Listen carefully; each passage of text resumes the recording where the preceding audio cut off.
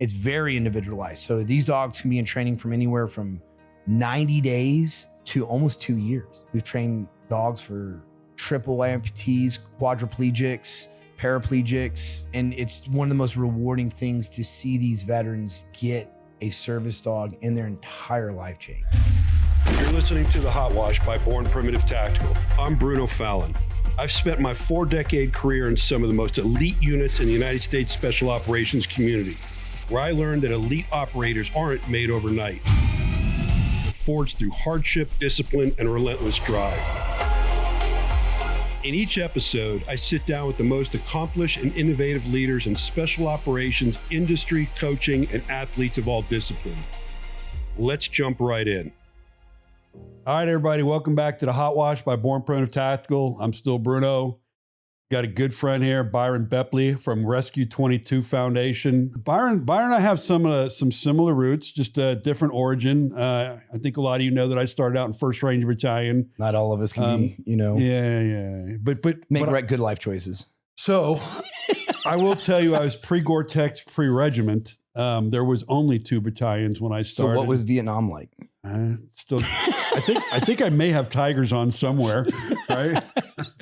But dude, no, just a funny thing is I remember when they started 375 up, they came to us and, all the tier unit, all the JSOC unit, everybody was overstrength. So basically what they did to start 3rd Battalion up, when they came to 1st Battalion, they're like, hey, your structure's supposed to be E5 team leaders, E6 squad leader. You got 4 E5s in each squad. Pick God. 2 that are leaving.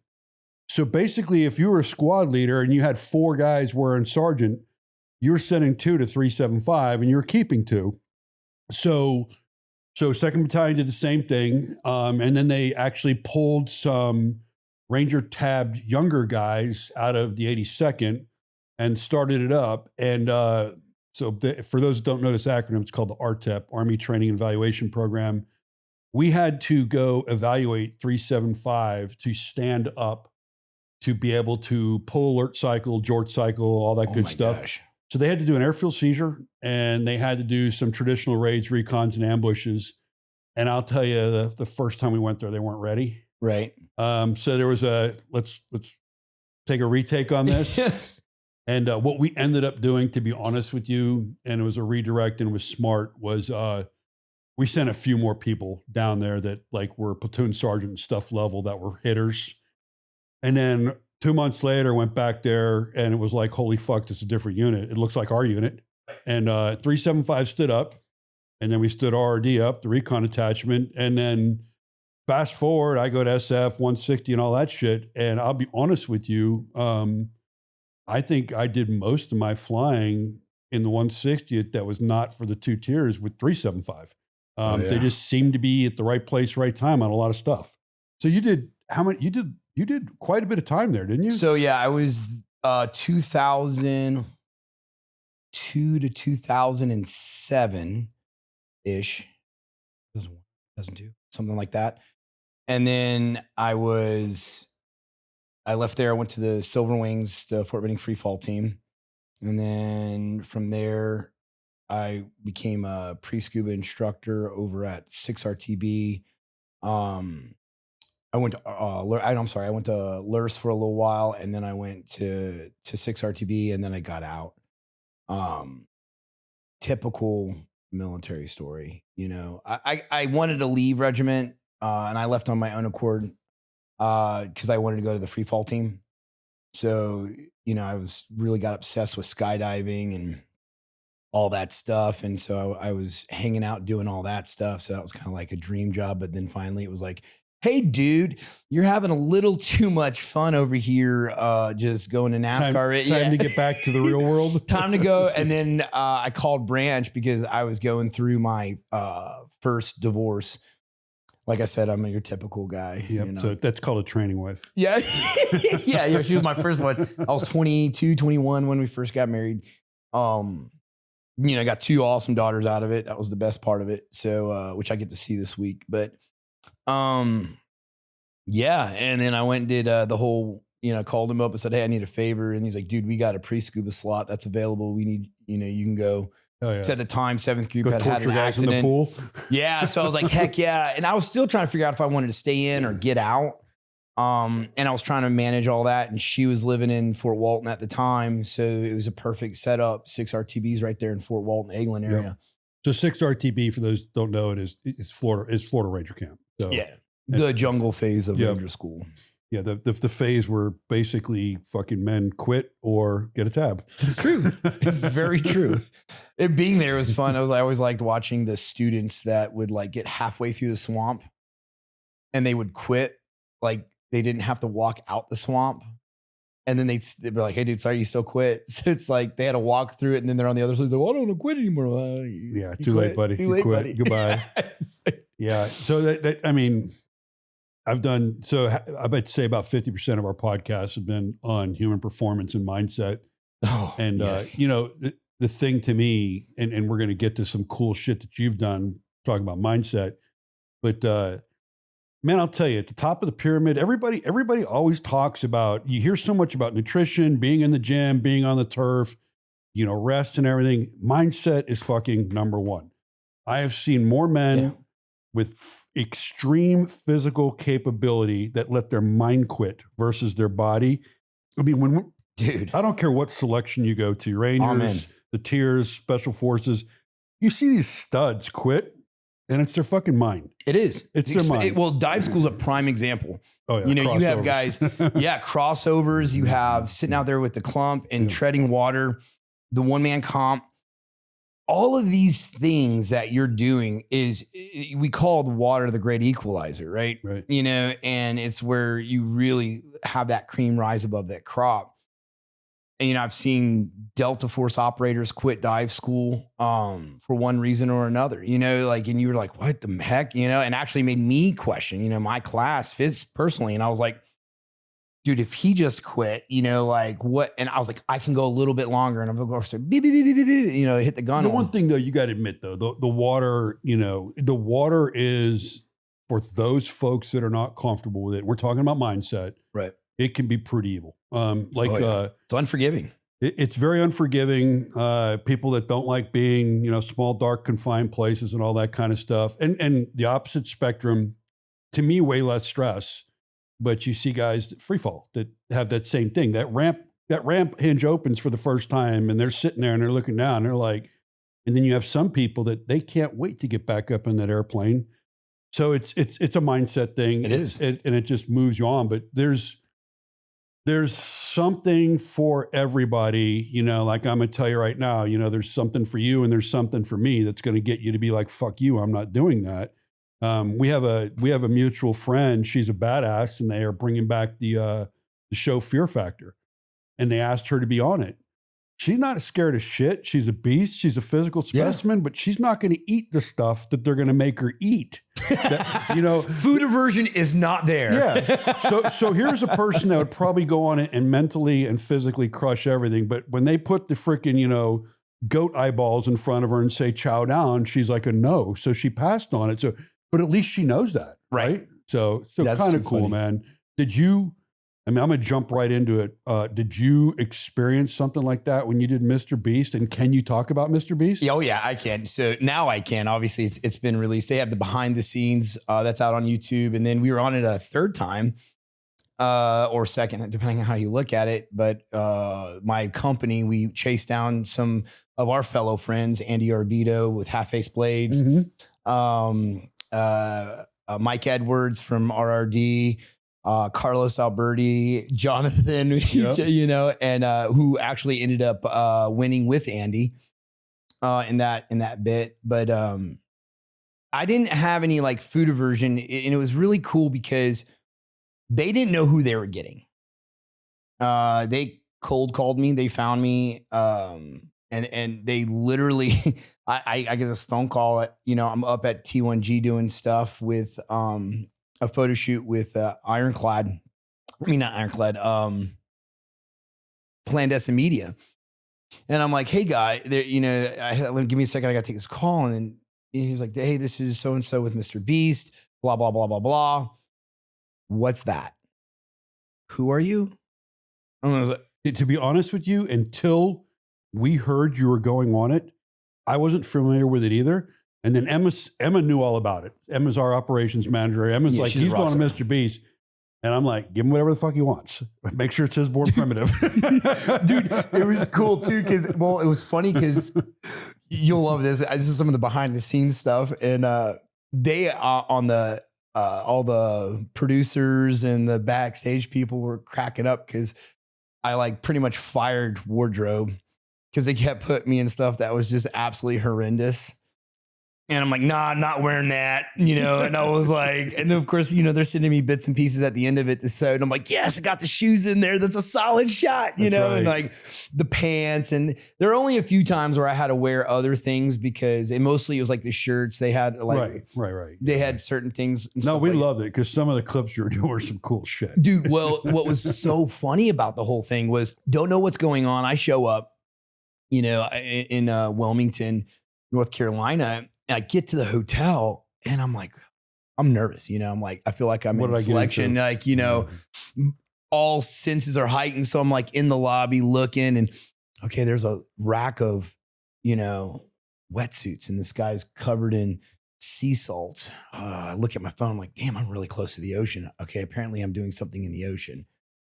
Shit, it's going to be cold, you know? And then I'm like, God, I hope it's not far out there because yes, I'm a combat diver and yes, I get seasick. And I was a commercial diver, ironically. I was a hard hat diver, underwater welder for 5 years. And everyone always made fun of me because I'd get seasick on ship. That was horrible for at least 5 days.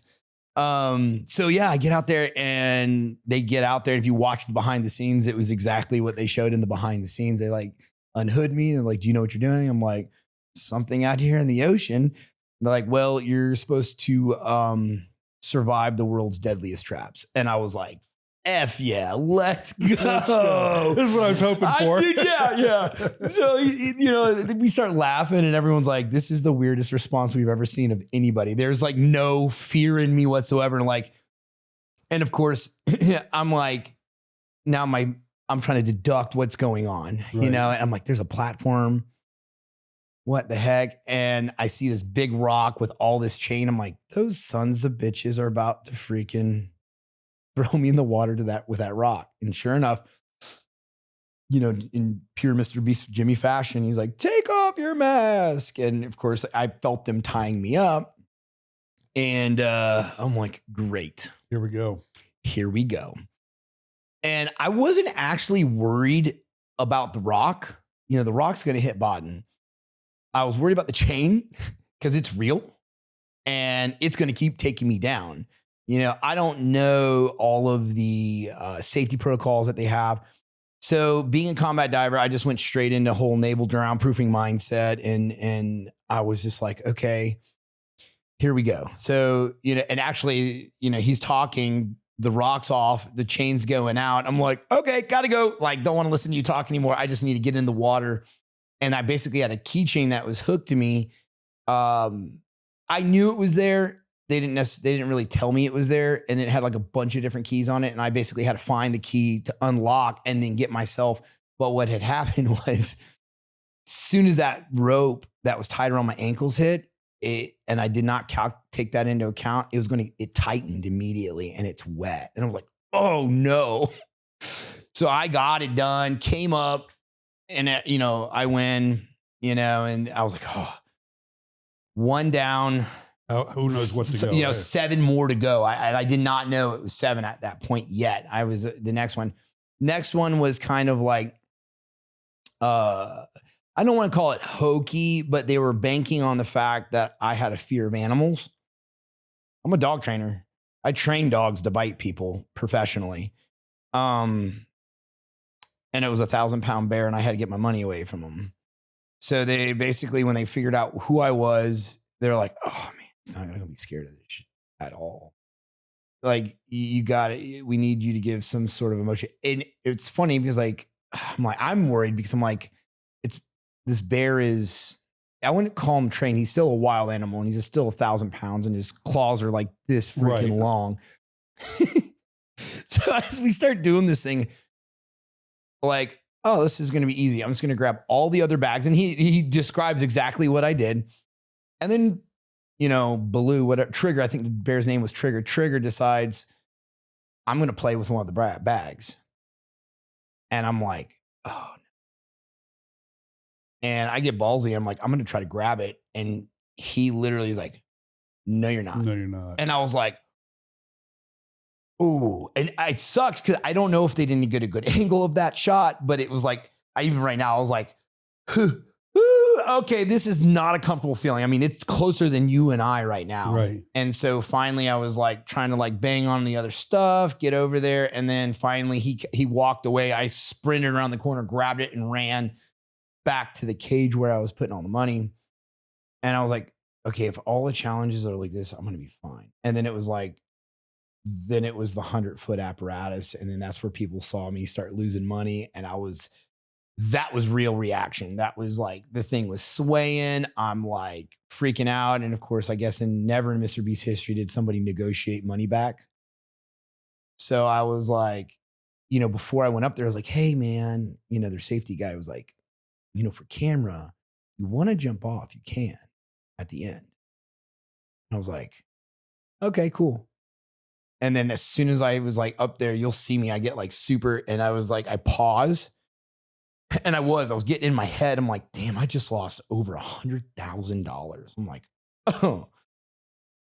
And I was like, I'm going to negotiate my money back. And I literally get to the other side. I'm like, I got a deal for you. So it was super cool. The whole thing, everybody there is just insanely awesome. Jimmy, MrBeast, is probably like, I'm always scared to meet celebrities because I'm like, I think they're cool until you meet them and then you find out they're just assholes. Right. Jimmy is like salt of the earth, most accommodating, cool dude. I saw him, things were going wrong. If you watch the behind the scenes, there were things going wrong left and right. The biggest one was the bomb didn't go off at the very end and he was losing it. And he was a complete professional the whole time.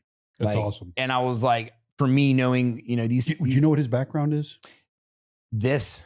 Okay. He was in high school and started this thing doing dumb stuff like throwing Orbeez in someone's entire backyard and in their pool and built $1 billion business in 7 years. It's insane.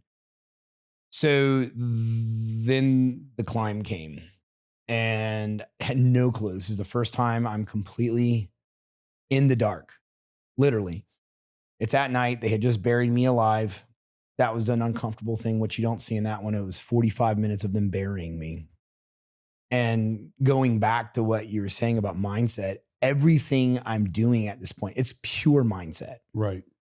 Nothing I would say was necessarily physical yet.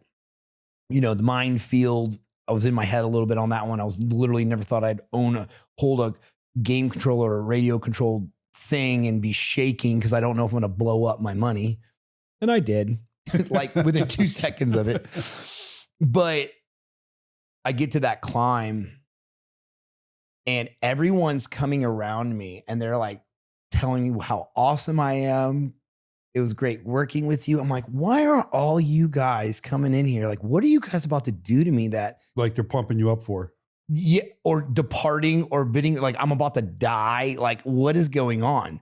So they do this whole thing. You see it on film, the cage shuts, and it's a like 70-foot, 50-foot tower with bars. And I have to climb this thing with my money attached to me. And right then and there, I was like, oh shit, this is legit. I've been moving those bags. I know how much they weigh. This is going to be in excess of 200 pounds, at least hanging from me, free hanging. Free hanging. And of course, the rules and stipulations were given to me.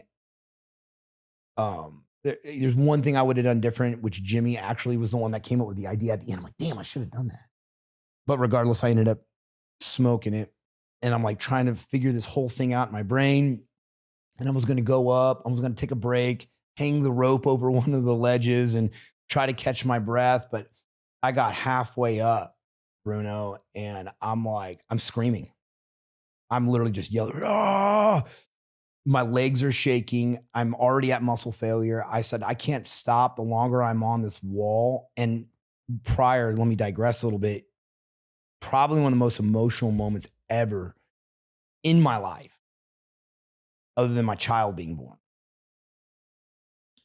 My son sticks his head through the curtains and waves at me. Oh, Seconds before I climb.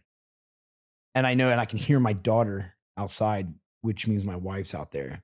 My son's 9. I get choked up every time I talk about this. He is such an amazing kid. right. Like, absolutely. Like, I am so blessed. All my kids are amazing. And I'm like, and Jimmy, they don't show it, but he goes, Byron, are you praying?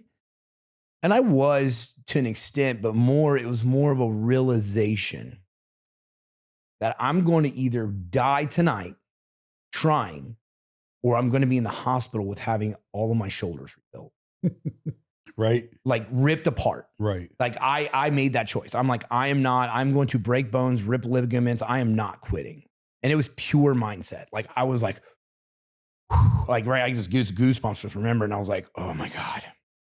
All right. And he goes, you can drop a bag. And I'm like, it's all or nothing. Like I'm not showing weakness or quitting in front of this young man. Like this has got to be a most pivotal moment in his life to see his dad. And literally to this day, Bruno, dive school. There's nothing that was harder than that climb in my life. In that short amount of time that I did that like sprint, if you get what I'm saying. Yep. And I was up there and it was like, oh my God, this is fucking horrible. I can't excuse my language. Sorry. But it was so bad. I'm carrying a grown ass man hanging dead weight below me. Right. And I get up there and I'm just like, oh, I can't believe I just made this. I just did this whole thing. And of course, after the whole thing was over, it was attached to I think it was my right hip. So I'm like cattywampus the whole time.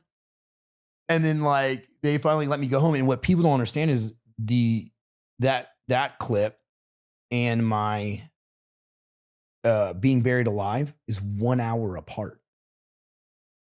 So I literally, my wife's in a hotel room there. I didn't think they were going to be able to make it because they had just gotten in. It's literally like 1 a.m. in the morning. Right. I got a 4-year-old, my 9-year-old, he's tired. I walk through the door and she looks at me. I'm covered in dirt from head to toe, and I'm wearing, I had one of my Born Primitive, I was wearing the op bottoms. Yep. And I had unzipped, I guess, when I was coming full through. Of mud. Just straight full of mud. And I'm like, and I'm shaking everything out because I'm like, I had run out of Born Primitive clothing and the rest of it was nastier. Right. So I'm like, screw it, I'm just going to put them back on. I'm shaking them out. It looks like literally somebody was murdered or I was like, did something like, I don't know what housekeeping thought the next day. Right. Because the very next day, that day I got back and we literally got done with the climb, had to get in our vehicles and go to where we were doing build the apparatus in the bomb, which was in Savannah, Georgia. Got it. Holy moly, man. And I was like limping everywhere. I'm like, I don't know what I'm going to do. I don't know what I'm going to do. I don't know what I'm doing next. Had no clue. So I'm like pounding Motrin, drinking water. And the whole time they were all laughing at me because I was eating diet food, chicken, fish, turkey, eating a substantial amount of carbs and just pounding 2 to 3 gallons of water a day because I was like, what if they make me walk 50 miles? Like I'm treating this thing like selection. Right. Like you don't know. Be prepared for anything. Be prepared for anything. So, and obviously as you and I both know, it starts with 2 things: mindset, diet. Yep. And I was just staying on top of that. And, I got to the top of that. It was over. And then I'm like, okay, one more thing. And I've got this in the bag. And then when they showed me, I was like, I was like, I got this. It's too easy. This is done deal. And it was so funny. I was so confident. They like walked. I was like, hey, we know you're confident, but for camera, I need you to be a little bit excited. Right? It's like, okay. All right. Got it. Got it. But it was a really cool experience. I love working with them. I'm excited to see whatever they're coming up with next. I talk with them often. I'm really excited to, they call me and they'll ask me questions right. about challenges. And I start laughing because it's not necessarily a challenge for me. It's for somebody else, but I'm like, oh man, yes. You know, I don't know what it is, but I'm under NDA, so I can't talk about what those are or even what they ask me. And it's just so cool. Cause I'm like, man, and they're really trying to like increase the age and the challenge and the extremeness of their challenges. So, and they started that with me and I guess maybe some other people, but it was a lot of fun. And it was definitely, it sounds like a freaking lifelong experience. It really was. And what was cool about it, it really was mindset. It was, you know, some of it was always right. It's always about mindset, and it's about keeping, because the first part of it, we were weathered out. So I had stuck in isolation, essentially in my hotel room, able to do nothing but go there to the gym, and had to order in because they wouldn't let me leave because they didn't want to run the chance of me seeing something. Gotcha. The apparatus, whatever. Got it. Very cool. No, it sounds like a pretty good experience. So I guess anybody listening, if they get that call, man the fuck up, right? Yeah, go for it. Let's go. You know, just full send. You're gonna, the unequivocal is you will have fun. That is awesome. I love it. And God, we know so many people that would be so good in that environment. Like, I mean, they couldn't find anybody. And that was I'm like, you need people? Yeah. Like, I got a laundry list I'm of going to tell you right now. So if you're listening to this podcast, Mr. Beast, I've been in this community 40 years. I got an A list of men and women. Yeah. I mean, we know some badass females too that can do. Julie, let's go. You're next. Julie and Rachel. Julie and Rachel. Julie and Rachel, 2 BP tactical ambassadors. Let them go. Let them go. Let's do it. So let's get to, honestly, the whole reason I got you here. I mean, beyond that is so cool, by the way, but let's talk about Rescue 22 and the foundation. I mean, absolutely. So the one thing that I know about it, and one thing that's cool about it, is where you're really different than everybody else is you've trained animals in every aspect. I mean, attack, detection, all of it, which is not the norm. That's correct. So John Devine was a former Navy SEAL dog handler. I was not a military dog handler. I got into dogs. As a matter of fact, I was the first recipient of a Rescue 22 dog. So I had gone through a suicide attempt. Like I said, I'm your typical veteran. My greatest failure was that. I found out my hormones were all jacked up, obviously later, but at the time I didn't know that. And I went out to the East Jetty Pass in Fort Walton, still looking for that cop out there. So if you're out there listening, hit me up. Took every last one of my meds and I regretted it immediately. And my last thoughts going unconscious were, who's going to raise my kids and tell my story? It's going to be, what if my exes are mad at me? It was the most selfish thing I ever did in my life. And I woke up to a guy. I remember he was an 82nd Airborne, a retired 82nd Airborne guy. He was a cop, and he had a KIA bracelet on. He sat there for about 3 hours talking to me. And I went, got help, got myself right, got myself mentally right. Still didn't know anything about hormone treatment yet. Ended up, a couple years later while I was in college, had transitioned out of a bunch of different programs, trying to be closer to my kids, had already gone through the divorce process, all that. And I ended up just getting back in that dark space. And the VA was like, you're not taking your meds.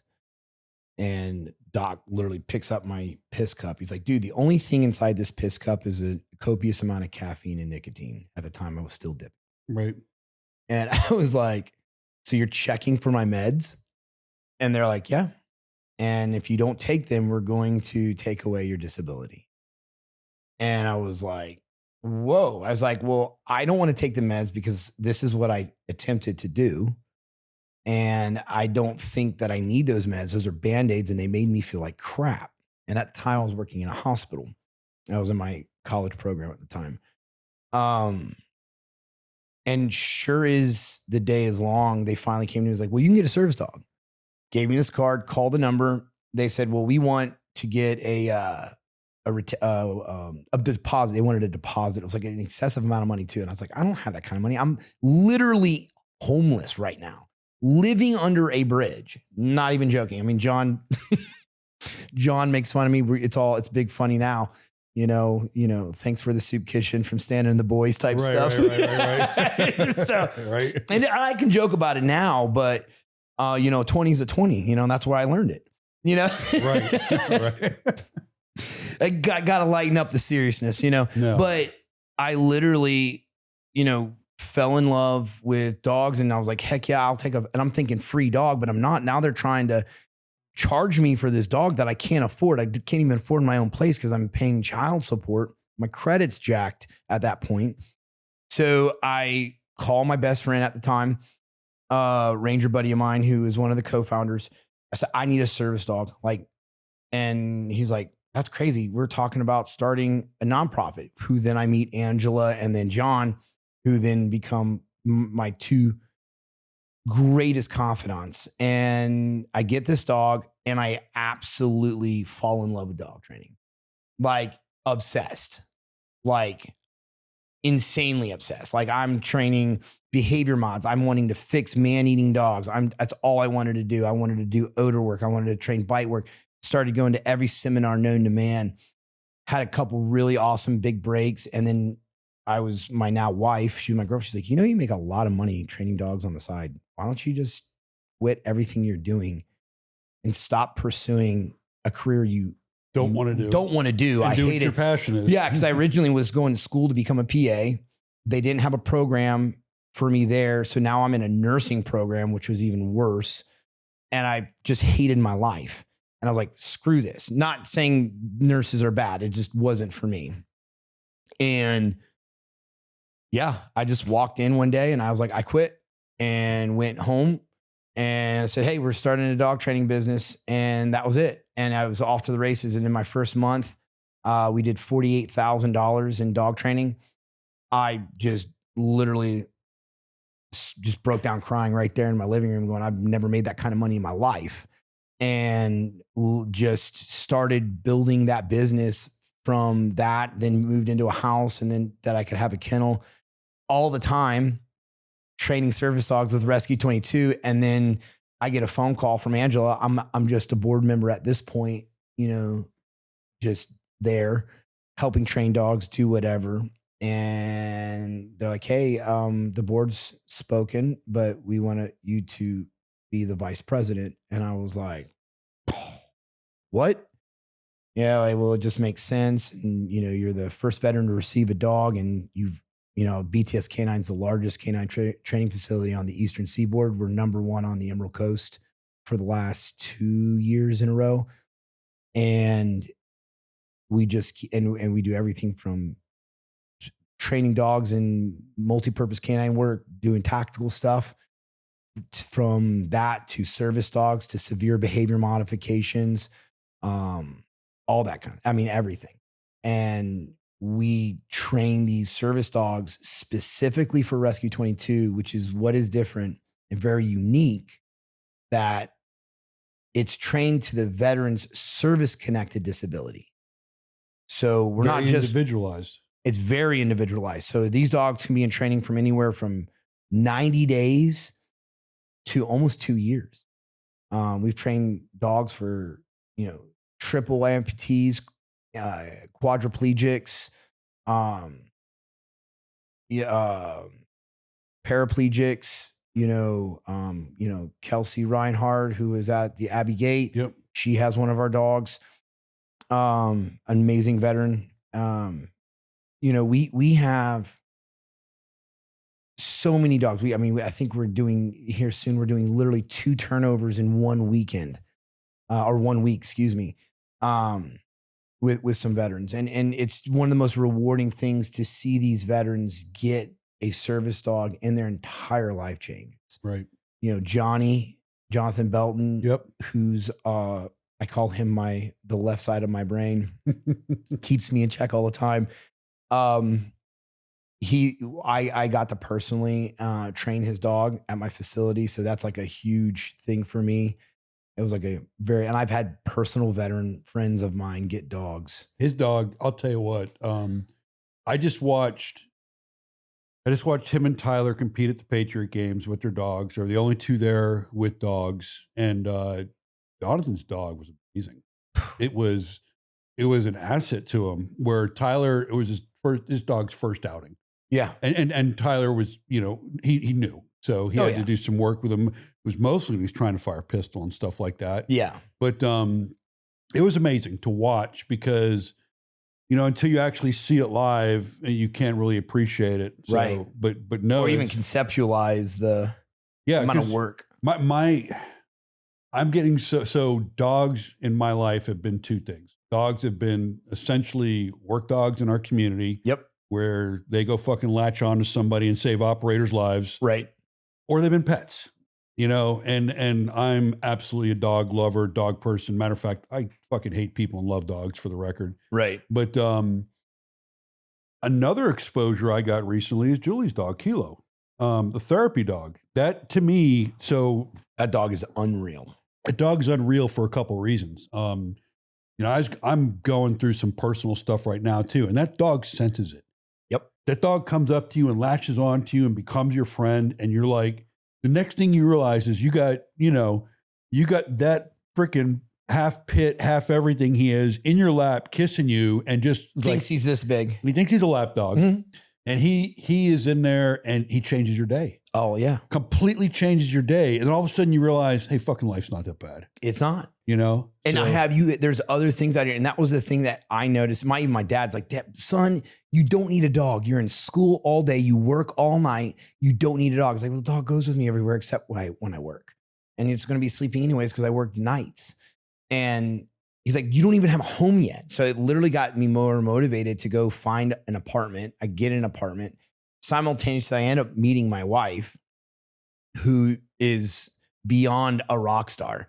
Like that woman is just, I can't even say enough about my wife. She's just the most amazing. She runs my business, manages the backside of everything. She's a dog trainer herself. That's awesome. And she competes as well. Nice. So I don't have to worry about her not being able to handle the ranch while I'm there, you know? Right. She gets the vision. She gets it, you know? So, and I just, you know, I got my first dog who just passed away recently, and he, you know, I looked at him and I had a reason to get up in the morning. He's got to go out, and he let me know. Right. You know, and if I had a bad day, I could have a full blown conversation with him. I could break down and he would know. It's like he knew what was coming out of my mouth. You know, I have Odin now, and Odin's, I mean, everybody's met Odin. You've met Odin, and Odin's just on another level. Like I've been all over the world with Odin when he's getting older now. And it's getting rough on me because you see it happening and you're just like, ugh, please. I've got a little guy at home too, his pet, and he's same thing. He's breaking down, getting older, and it's tough because you become so attached to him. Mm-hmm. And it's one of those where I did not realize Odin was that old, because when you guys were all together out at SHOT, man, what a crew. What a crew. When you guys were all together, it's kind of funny. When Rescue 22 is walking through SHOT Show, you thought 5 bikini models were walking through. Everybody wants to look at the dogs. Well, I did men's physique, so I did men's bikini, so it's kind of the same, you know? I'm serious. Everybody stops, turns, wants to pet the dogs. Yeah. Like, oh my God, look at that group. And it was kind of funny because you guys were using us as a base of operation. And I noticed every time you guys came back to the booth, we went from having a very active booth to an insanely active booth, because people are like, not only do we want to check out the booth, but look at the dogs. Right. So yeah. Oh, absolutely. So, hey, you're welcome back next year, of course. It'll be and our 15 booth is twice as big next year. Oh my goodness. Yeah. So Woo. Anyhow, so you're up running, you're cranking, you've got your business, you're active with Rescue 22 and everything. How many guys are part of Rescue 22? Because I'm just familiar with the crew that I know. Right. Well, that's pretty much the core. Okay. So Jonathan, myself, and John Devine and Angela that's it. Okay. Now, as far as dog trainers, we have trainers, John's facility, my facility, John's facility, my facility. John's on the West Coast. Yep. I'm in Fort Walton Beach, Florida. And then, we have trainers that we contract out, and that changes periodically. People, life changes, or they can't take on dogs. So We have different trainers all over the United States. Sometimes we have a relationship. So if we try to keep the trainers geographically as close as possible to the veteran, to the best of our ability. Right. Sometimes it's not, feasible, but for the most part, we try to do that. And it's also availability, because we're trying, our ultimate goal is to get as much funding as possible coming in to actually get these dogs, because it does cost money to provide this, and we're saving 2 at a time. So these aren't always bred dogs. They're physically rescued. For instance, Johnny's dog was 1 day away from being put down, which blows my mind. It's a great dog. Yep. And that's another thing I'm learning too. His dog is a rescue. Kilo with Julie is a rescue. I'm amazed at, first of all, the high level of training of these dogs. And maybe that's it. Maybe these dogs knew their days were limited, and then someone comes into their life that cares and trains them. And it just, dogs are smart, right? Well, so it's actually because, and this is the unfortunate fact, is that I'm going to throw a very benign number out there, but I'd say 80 to 90% of people in the world don't get professional training with their dogs. And dogs only understand what they understand, which is through operant conditioning, through different tools, and they're not trained correctly. And also, you're not training out a dog like a Malinois, like Johnny's dog, which, it's mouthy, it puts its mouth on everything. Bro, that's as asinine as saying that I'm going to train the race out of some other human's body. Like, you're not training that out of them. It's genetic. Right. It's a Belgian Malinois. It's always going to use its mouth. You just have to figure out how to train that and give that dog a job and learn how to communicate on its level versus trying to just yell at it or whatever it is, or get frustrated, and understand that a dog, regardless of how well trained it is, without accountability, is going to do what it wants to do. Got it. So let me ask you a question, because we got quite a great audience, and this is perfect. 2 things. Number one, if somebody wants to donate to the foundation, how do they do that? You can go to rescue22foundation.org. You can go directly to the website. It's also in our Instagram. So Rescue 22 Foundation on Instagram. It's on my social media. It's on Jonathan's social media. It's on John's social media. So it's real easy to find. You can go on there and you can either send a check, you can Venmo. We have every method under the sun. Yeah. And so just everybody knows the ethos of our brand. And we are very attracted to 2 types of foundations / 501c / charities. And that is, one, they either deal with veterans and veterans health, and we are very into every aspect of suicide, plant medicine, hormone treatment, the stuff the VA and nobody else is taking on. And then the other side is, of course, we're very active with law enforcement and first responders. But for us, when you look at what Rescue 22 Foundation is doing, this is a perfect foundation for the ethos of this brand.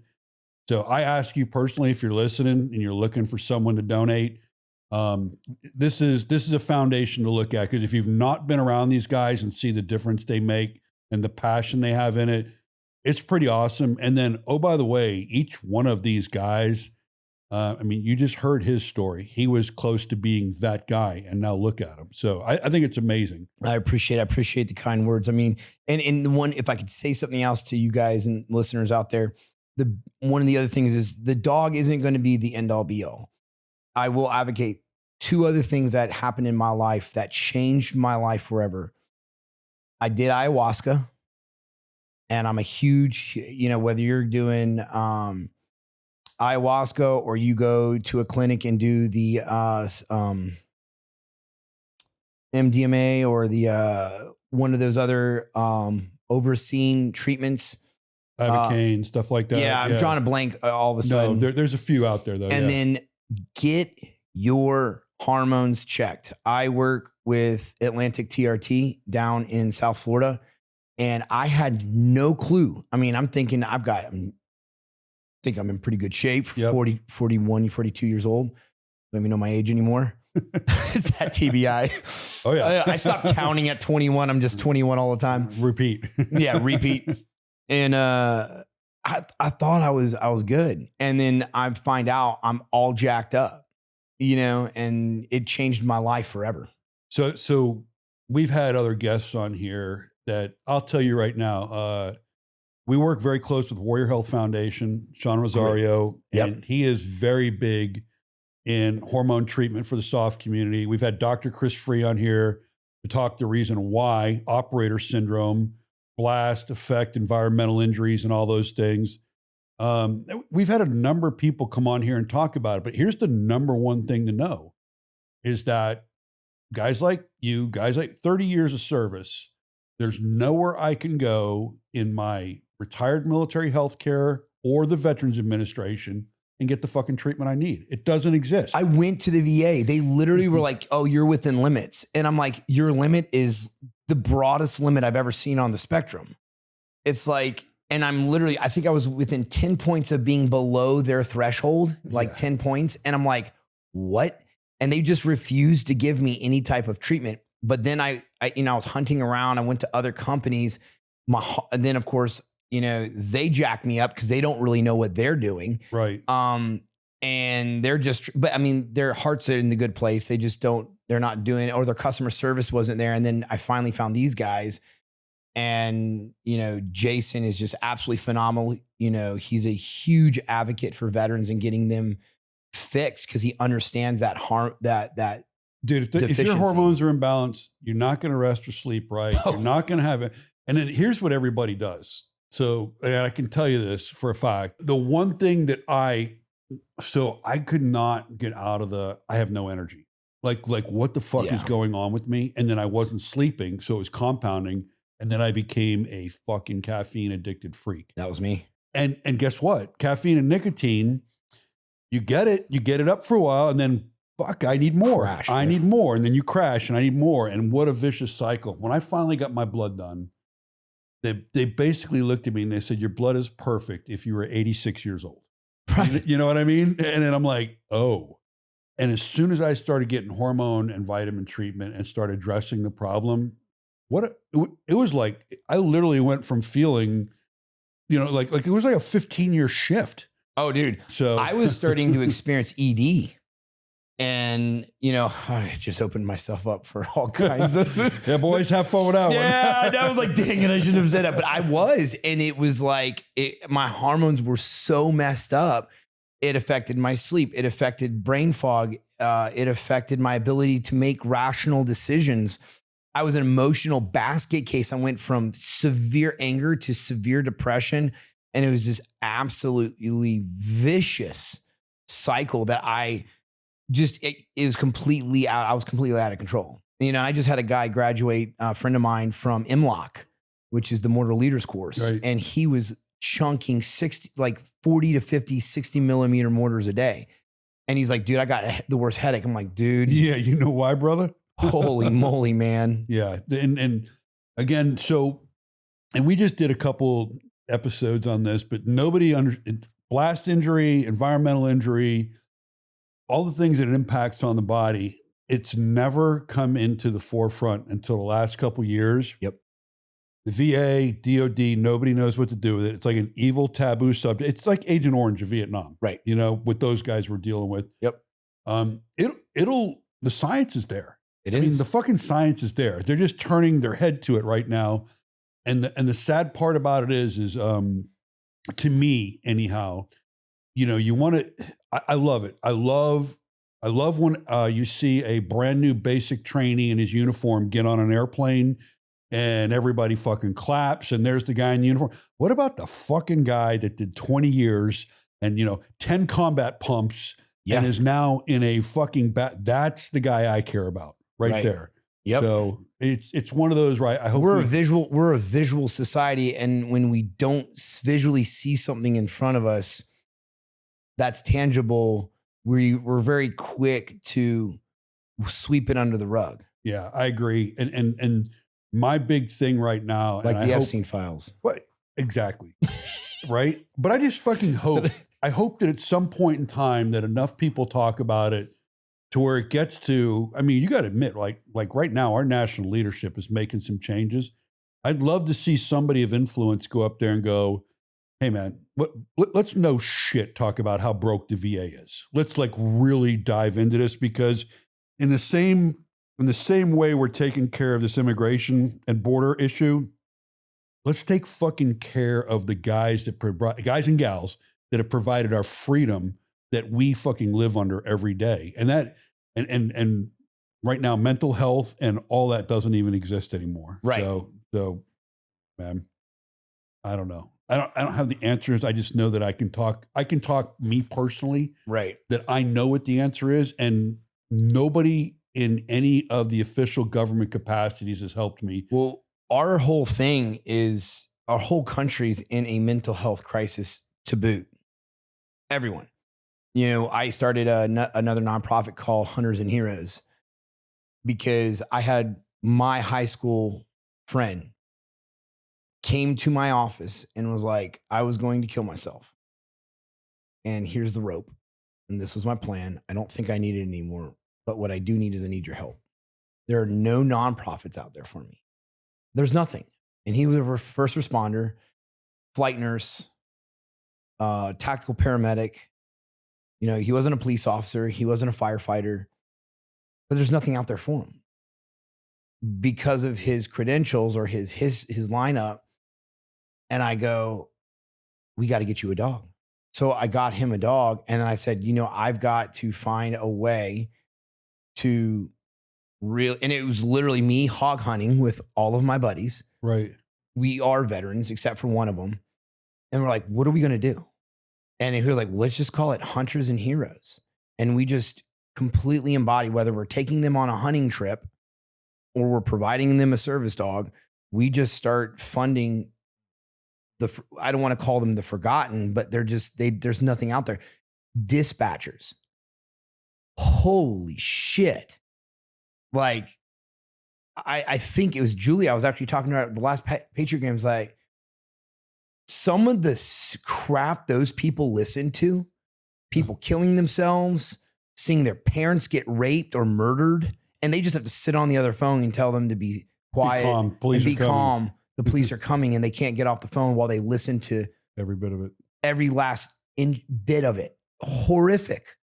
You know, and these paramedics where, you know, a story of a child grabbing an oil pan and it spills all over this child and melts its entire face and takes its last breath in their arms, just makes my skin curl. You know, and I thought I had some traumatic stories. Right. You know, and it pales in comparison. Or even a doctor who is an ER doctor. And they're like, oh, he's living the life. He's an ER doctor. He makes hundreds of thousands of dollars a year. But nobody goes to ask the doctor how he feels about the infant that drowned that he couldn't save. Right. You know, it's, you know, we always talk about the advocacy of veterans and everyone associates PTSD with us. But there's firefighters, nurses, doctors, dispatchers. The stuff that they have seen, you know, is insane. You know, oil field workers. I mean, I was a offshore underwater welder, hard hat diver for several years. And I remember seeing a guy get his leg completely like launched off the ship from a chain coming under tension. And everyone stood around. And I had to run out. I was literally still in my pajamas. Right. Grabbed a hat, threw it on my head in a life jacket, threw a tourniquet on his leg. And then the two dudes standing behind me that were young welders that had gotten certified out of high school literally left the job that day. They asked for a crew boat because they were so distraught from what they saw. You know, and it's just, I think that we need to start looking at not just those types of things, but also the resiliency of us as a human, as a society. You know, I think we've lost something along the way, a resiliency of just life in general. You know, and I don't know whether it was technology that screwed us up or whether it's soft parenting or whatever it is, but we've got skittle heads running around and we've got people out there thinking that they're women when they're men. And we've got, and we are our own worst society. We've got veterans out there running around, you know, I guess stealing the valor of PTSD. Right. I don't think there's valor there, but I mean, faking the funk to gain attention. No, and I tell you what propagates it is the here and now, the Instagrams, the Twitter. Everybody wants to be there 15 minutes of famous, and don't even get me going there. But no, you're right. My thing, I think my thing on all of this though is, one, people do have to fucking stand up and fight for themselves. You and I didn't get to where we are by just laying down and going, woe is me. And then when they get in such a mental funk, that's where somebody's got to reach in and help them. And, like us, we're definitely going after the veterans, law enforcement, first responders, all of them, the whole community. And there's a lot of people you just mentioned. I can absolutely see the traumatic impact on them and stuff like that. And I don't know what's out there for them. It's not even a career path or, that I'm associated with or anything, Right. but it's definitely a void, right? It's huge. And then we have my wife, we get calls all the time that come into our facility and our call center that says, hey, I'm a so-and-so and I need a service dog. And it's like, I can't refer you to Rescue 22 because you're not a veteran. Right. So you got an option. Right. And then, and to no fault of Rescue 22, but there's so many that need to be worked. I mean, 3 more nonprofits for service dog could pop up tomorrow and we still can't reach all the veterans that we need to reach. So if we're taking the demographic of veterans, now we have the demographic of all of these other first responders in secondary, caretakers, the nurses, the doctors, or whoever. It's insane, Bruno. And I think, my wife said it was like 4 or 5 just in 1 week. We had calls from just random, people looking and needing service dogs. And of course, there's also huge misconceptions like, oh, I have a pet, Malinois, German Shepherd, whatever, and I want it to be a service dog. Well, there's no telling if that dog can actually do the tasks that we need that dog to do. Right. And emotional support is not classified under the ADA as a service dog. And so they are deniable for full access, but sometimes you get those, those very rare cases where the dog can conduct one of the, I think it's like 48, don't quote me on the number, but it's like 40 something tasks in the ADA that are classified as service dog tasks. And, I could literally just revolve but nobody has that amount. They're not cheap. When you look at what it costs to board and train a dog, get them trained, basic level, you're at almost $5,000 right there alone. And then you go on to, the advanced training, the actual service dog skills, whether it be bracing for mobility, forced retrieve, getting you stuff off the ground and putting it in your hand, alerting to that's probably one of the most complex. Right now, my wife is teaching a dog for low blood pressure and teaching a very specific way for the dog to indicate so that others don't know, so it doesn't embarrass them, so that they can respond rapidly and remove themselves from whether they're at work and they can go take their medication. Gotcha. So it gets pretty complex. No, but it's a lot of fun though. It's so rewarding. Hey, this is Bruno, and you've been watching the Hot Wash by Born Primitive Tactical. Please don't forget to like and subscribe our podcast, and thanks for watching. Now back to the podcast. I want to back up to something you said. Sure. You mentioned the Patriot Games. Yeah. So talk to me about when you guys go compete, because that to me is so cool. When Rescue 22 goes and you guys take your dogs and you actually go compete. And for those that are not familiar with Patriot Games, it's essentially tactical games, but they have a canine category in there where you guys are able to go and compete. And it's running, gunning, physical, all of that. Yeah, it is. The last games, really the bottom line is that as an Army veteran, my sole purpose is to make Johnny and John look like total shit. That's it. Got it. That's it. No, I'm just kidding. Honestly, You know, they give out the award top dog. They felt bad for John, so they gave it to him last time. Love you, John, wherever the camera is. But actually, no, he earned actually, it. if you didn't hear what happened, is they actually gave the award to Tyler, not realizing they had mixed it up. Oh no! And it was clearly John, because Tyler was brand new dog, and John's like, I can't fucking believe this. So he pulled him aside, and they looked at the score, and he goes, "No, it's correct." And you go, "Oh wait, that's your dog." Oh no! So that's right. I forgot you guys just had the games. We just had one. And it was my first time being experienced it. We'll talk about that in a second. But anyhow, but no, it's an exhibition, is what it is, and what it turns into is literally a competition between our dogs and the other dogs that are competing. So myself, Johnny. Sometimes it's a team event. The last event that I did was with my wife. She was my teammate. We ran Odin, Johnny, and John Divine. Too many Johns. They ran their dogs, and my wife and I changed out my batteries, and I ended up having a bad pack of batteries, and all of our optics died, and it was just bad. It was bad. My wife was mad at me. She's such an A-type too, and we're like, what the heck? Nothing. But absolutely nothing. And but you know, we go out there to literally just show that a service dog does not slow you down. It's not a tool for that can't go with you places, do things with you. For those of you that follow me out there, you know, you guys have seen the photos where I'm literally roping my dog out of Little Bird, Black Hawk, in my 17, you know, and we're doing all these things. And then you see him at SHOT Show, and you see him doing all this really cool stuff, but he's social. Right. And it's a testament to the trainers.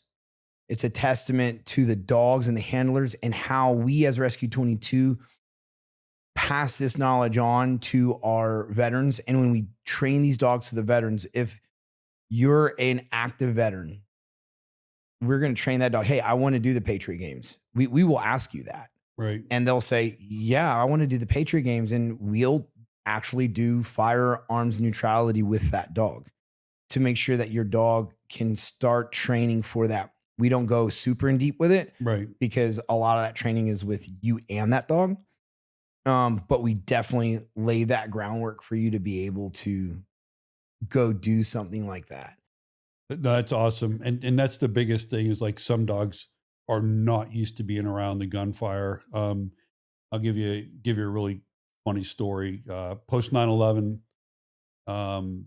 when everybody was on the Kitty Hawk, and dogs were in the Army unit, but not in the Navy unit yet for the community, doing a rehearsal and taking off the carrier and flying, and the miniguns did a test fire, and the Army dog latched onto the gunner, because when the minigun went off, I think I've heard that story before. Oh yeah. So it was like, okay. And it was a learning curve, right? Yeah. But for the dog. Yeah. Oh yeah. And then quickly, you know, we know how prevalent dogs are in the community now. I mean, they go in every single mode there is of infill and everything, but it's pretty cool. But one of the things I think is cool about the Patriot games, or anytime you guys get out there, it is a visual look at how well these dogs are trained, and look at what these dogs and the handler with them is capable of doing, because you're doing some very complex things with the dog that people are struggling with without a dog. Right. So it's kind of cool to me. I believe you guys, there's one September 13, 14 in Palm Bay, Florida. I believe you guys are sending people to that. We're set to be there for that one. And then I think the next competition we're at is at the end of August, which is the tactical games. So we'll be there. Okay. Competing with our dogs. And then of course the Patriot games directly after that. Awesome. Yeah. So just by the time this comes out, it'll be public knowledge. So by the time we air this podcast, but we just became the title sponsor of the Patriot games. So we're very excited about working with Jesse and Nirvana. We're going to take that to the next level. Let's go. We're already talking to some other major sponsors to up their game, up their visibility. God, they're such good people. They are such great people. That's why I went to the last one. You know, the way we're structured right now as a business is I don't have a full-time event team. So we go to all the marquee events, and me as the VP, I can only go to, you know, I'm at the SHOT shows and the TTP, the very high level events, but I'd heard so much about the Patriot games. I went and looked at it, and I sat with Jesse and Nirvana at the Patriot games, talked to them in length, got the information I needed. And then last week we did a Google call with all the key people, and it's done. So we are going to announce it September 13, 14 at Palm Bay at the awards ceremony that we are now the title sponsor, and that will take effect for the championship. And we're going to up the game for the championship up in Fleming, Georgia in November. And then in 2026, I assure you it'll have a different look. We are going to be not just branded all over, but we're going to be present. And then personal friend of both of ours, our prime Patriot Games person is going to be Julie. Julie's going to be running For Born Primitive, the Patriot Games. She's going to be our face down there. We are going to have a very large presence, and we're going to build on that. And I honestly think that you're going to see the Patriot Games grow into exponentially something special. And it already is very cool. It's so much a different environment. And that one thing that I remember, so this story, and John, you got to find the video when this drops. Probably one of the funniest videos. I get a phone call, completely out of shape, haven't really worked out. I'm in the process of building out my 12,500 square foot indoor training facility. I'm so proud of that facility. We bought this building. We own it. My wife and I renovated it ourselves. It's gorgeous kennel. And, you know, and it's essential for Florida because it's so hot. It's so hot. And it rains all the time. So, yo, Byron, you got to come. It's like a stress shoot. I'm like, man, this is like tactical games. He's like, kind of, but it's like more of a family oriented environment. I was like, okay, you know, and nothing against the tactical games or anything like that. But I was, you know, sometimes people can tend to get cliquey and things of that nature. And I was like, okay, I'll give it a shot. And I show up and I immediately just greeted by the people, and they're like, you know, try this or try that. And everyone's trying to help everybody achieve the same goal and be better. And they're not all wrapped around the axle on, you know, who's going to be first. You know, granted, me and John are always talking crap to each other out in fun. But what was the funniest thing about this whole thing? He goes, well, I've already done it. And I did it in the Elite Series. So you got to do it in the Elite Series too. So this jerk off, I love you, goes and puts himself back in the Elite Series again, just so that I could do the Elite Series with him. Got it. Worst experience of my life. Like, we literally have a video of my soul leaving my body. I think it was in Palm Bay. And I'm just sitting there, and Odin is literally resource guarding me, barking at people to get away from me because I'm like shaking. And of course, what's funny is that my face is on the side of their trailer now in that moment, the still shot of this.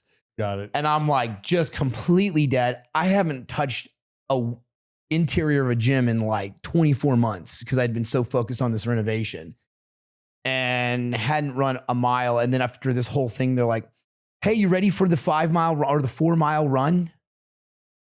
You're like, what? You know, I'm like, at this point, I'm getting emotional. I'm like, I can't let anyone see me do this. You know. Do you want to hear good news? Let me hear it. I just agreed with Jesse that we're basically gonna rewrap his trailer so it has BP on it and stuff. Let's go. So we'll put a better picture on there for you. Okay. I'm sitting there just screaming. Oh, my dog's right there. It's awesome. A good shot, but it's definitely my soul's floating away from me. And I think our brother Aaron is coming in from Arizona for that one. I'm hoping he is. So. Yeah, So. I'm going to be seeing him real soon. So I'm going out to Arizona mid.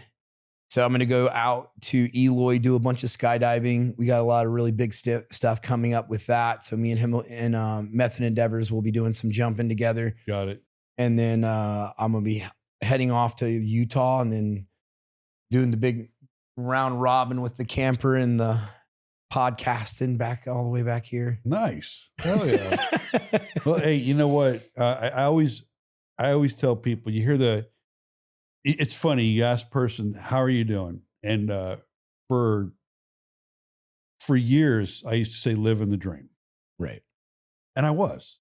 I will tell you right now, my entire active duty time and even into my government civilian time, I was living the dream. I was fucking, there's nothing better than being in the JSOC community on the mission. Oh yeah. It's 100%. It's fucking juice. Yeah. Especially when there's a war. But then I get to this point in life where they're like, how you doing? I'm like, another day above ground, which tells me my psyche's changed. Right. You know, like I'm saying another day above ground, which is not as positive as living the dream. Right. We get to a point in our life where we know, and it becomes a reality. I'm getting older. I'm feeling it. Yeah. I'm not as spry as I once was. That's right, man. But it's all good. Let me ask you, is there anything else you'd like to tell our audience about? Because this is from MrBeast to Rescue 22 to I love the Jonathan. Oh, let me tell a Jonathan story before you go. Oh no. Did he tell you about what happened at the Patriot games with his hands? Have you heard this story yet? Oh no. No, I haven't. This is sounds convenient this too. This is fucking perfect. And he's going to be like, all right, fucking Byron's fucking with me now. You are too. And I do love you too, brother.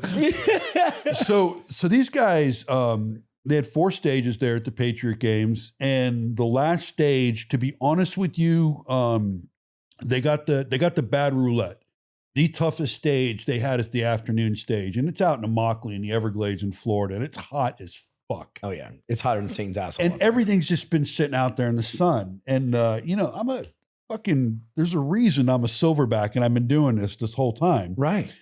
So they have basically it's cleans, it's a wall, it's shooting, but it starts with monkey bars. So I walk up to them and oh, by the way, Tyler was down. They had to give Tyler an IV. So Tyler was out, and it was a good call. We all agreed, like, man, you're not doing too good. Why do this last stage? Because it's a gut buster. So Jonathan's running it solo, and it's not a team event anyhow, so it's no big deal.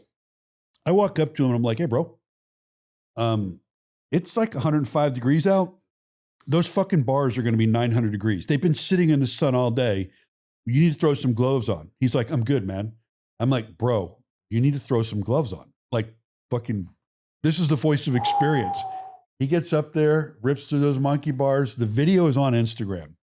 He gets off the back end of the monkey bars, and the fucking hands are already welted up in blisters. It hadn't even been 30 seconds yet, and they're already fucking on fire, ignited. No way. So we did a post on Instagram. It's like, should have listened to the silverback.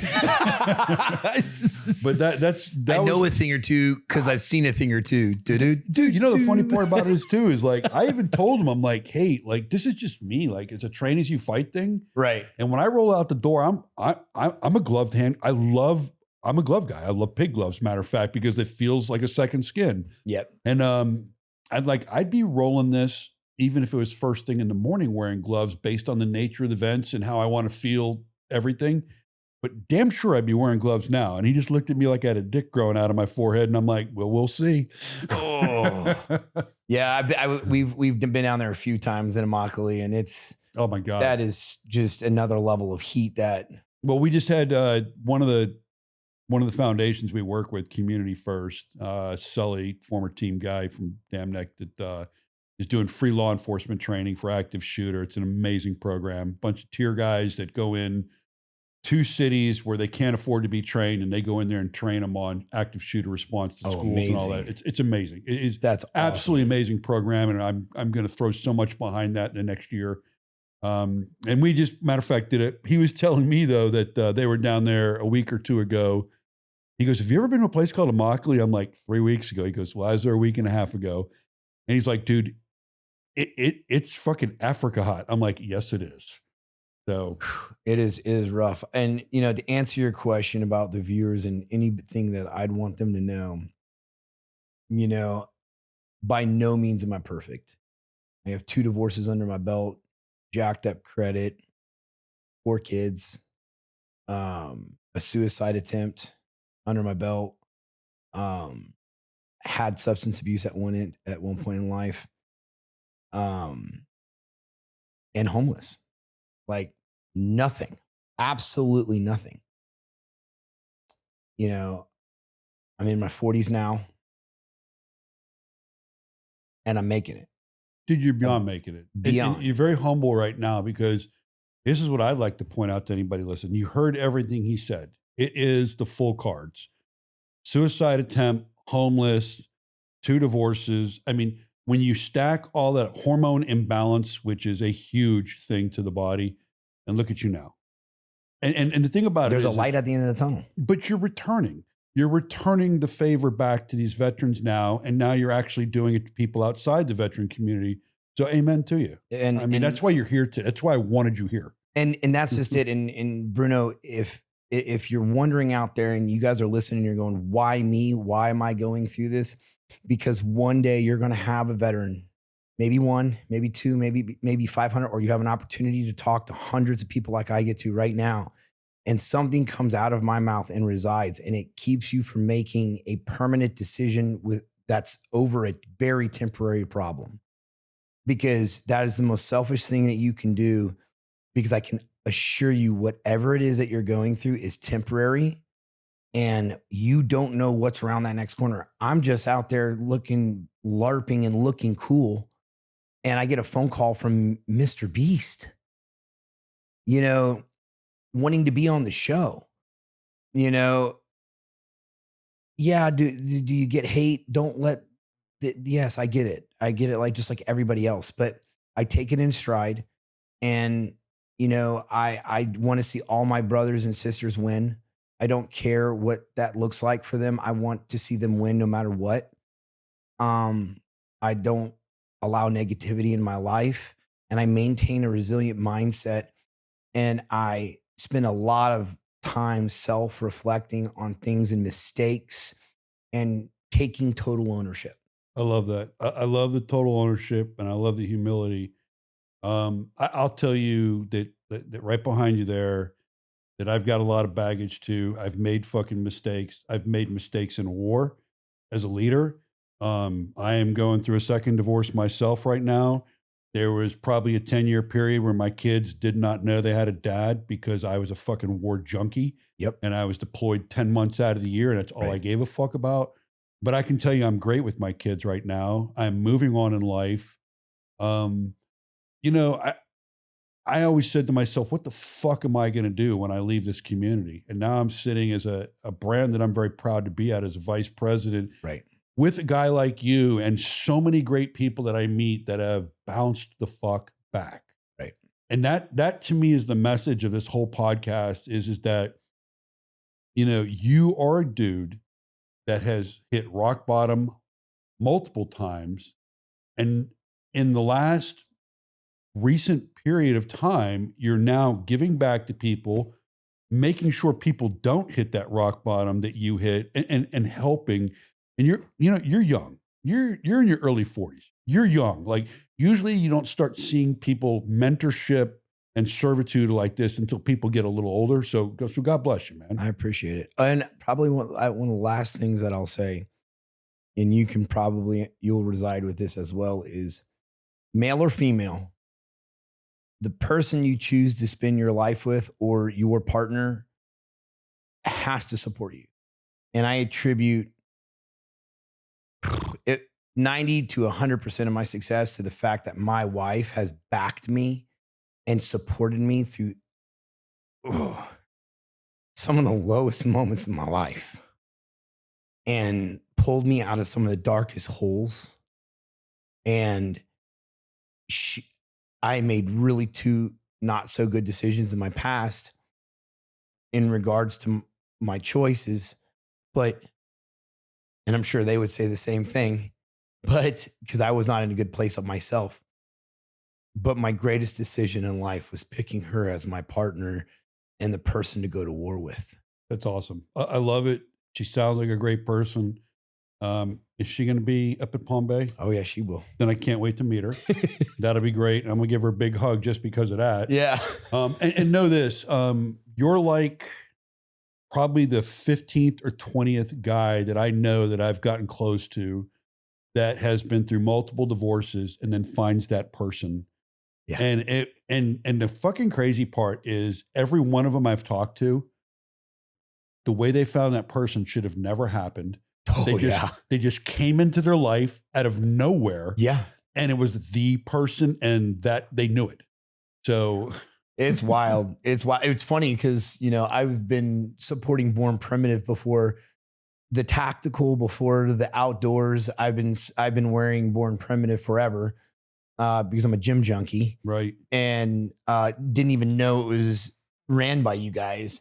And quite literally met my wife in a gym wearing Born Primitive. I love it. I love it. That's an ad. Yeah, it is. Yeah. Before even being a part of Rescue 22, which is even crazier. That is crazy. Well, brother, I can't thank you enough for having you. We do have a little tradition here, and you coming from 375, Yeah. You'll appreciate it. So to get one of these coins, you have to be on the Hot Wash podcast. They are numbered if you look on the perimeter. Wow. And dude, thank you very much. Thank you so much. I'm honored. Yeah, man. Absolutely. All right. Yeah, man. And then I'll just tell you that I look forward to seeing you in Palm Bay. Look forward to meeting your lady. Yes. She's special. Oh yeah. And you know, what we like to do is people with the background and a story like you is I'm going to bring you back in about a year. Okay. And we're going to pick it up and see what has changed in your life and what you're doing. Let's see. And all I want to hear is progress. Oh yeah. All right. So everybody for tuning in, Byron, thank you for coming. Dude, it's been a pleasure and an honor. Fuck yeah. And I love having guys that have been on podcasts before because I don't have to work on getting you talking. So it's pretty cool. I don't think anyone's ever had to work on getting me talking. Too funny. Too funny. All right, everybody. Thank you for tuning into the Hot Wash. Please don't forget to like or subscribe and follow us. And we will absolutely be blasting this episode out on YouTube, Apple, every method will be out there. So have a great day. Thanks for tuning into this episode of the Hot Wash by Born Primitive Tactical. Don't forget to like, subscribe, or follow us at Born Primitive Tactical. I'll see you next time.